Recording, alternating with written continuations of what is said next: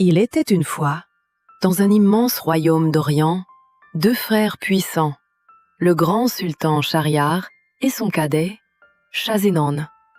Leur palais, joyau de l'Orient, brillait sous les rayons du soleil comme une étoile tombée du ciel. Des coupoles dorées étincelaient, des fontaines chantaient au milieu de jardins luxuriants, et partout régnait la splendeur.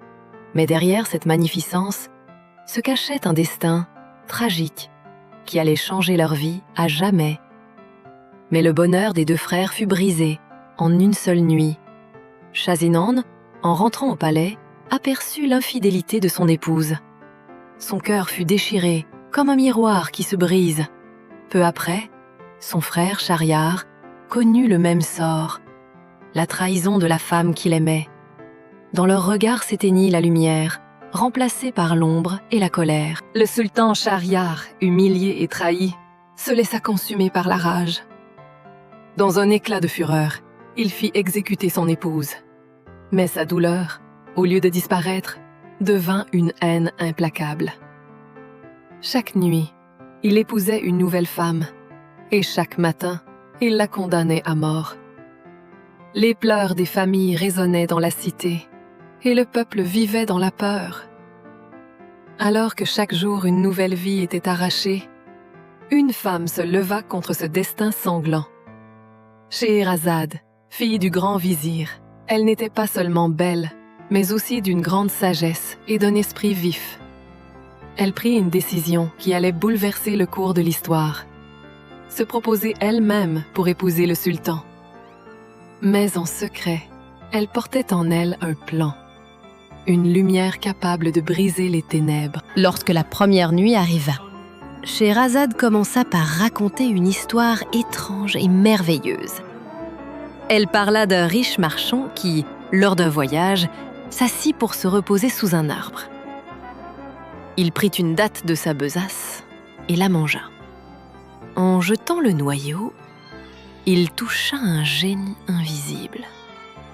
Alors surgit un démon gigantesque, aux yeux de feu, qui cria « Tu m'as blessé, pour cela, tu mourras !»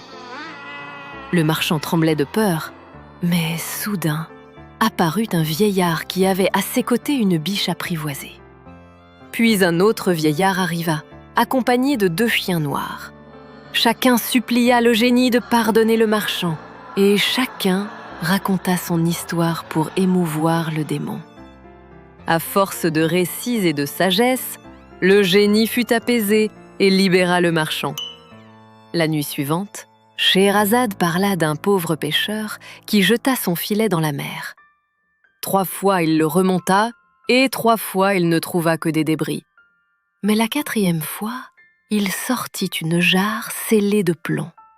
Intrigué, il l'ouvrit, et soudain, une fumée épaisse s'éleva vers le ciel, se transformant en un immense génie.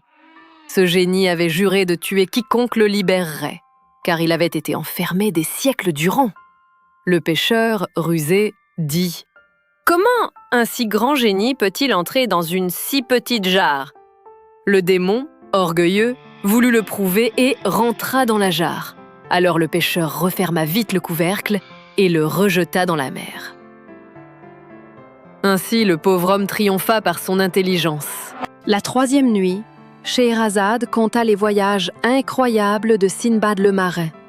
Sindbad partit sur la mer, avide d'aventure.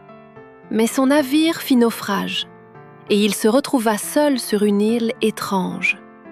Là, il découvrit un oiseau gigantesque, un roc, dont l'aile couvrait tout le ciel. Il s'attacha à sa patte et fut emporté vers une vallée remplie de diamants. Mais dans cette vallée vivaient aussi des serpents monstrueux. Grâce à son courage et à son esprit, Sindbad réussit à s'échapper et rapporta d'immenses trésors. Ses récits émerveillèrent tous ceux qui l'écoutaient, et sa renommée se répandit dans tout l'Orient. Nuit après nuit, Scheherazade poursuivait ses récits. Des rois sages, des marins perdus, des génies puissants, des trésors fabuleux. Chaque matin, le sultan, avide de connaître la suite, renonçait à la mettre à mort. Son cœur, jadis de pierre, s'adoucissait peu à peu. Les larmes cessèrent de couler dans le royaume, les jardins reverdirent, et le peuple commença à sourire de nouveau. Le pouvoir des histoires avait brisé la chaîne de sang. Ainsi naquirent les 1001 nuits. Un océan d'histoires qui traversa les âges. Grâce au courage et à l'intelligence de Scheherazade, le sang cessa de couler. Et l'amour triompha sur la haine. Ces récits continuèrent à enchanter les générations, rappelant que les histoires ont le pouvoir de sauver des vies.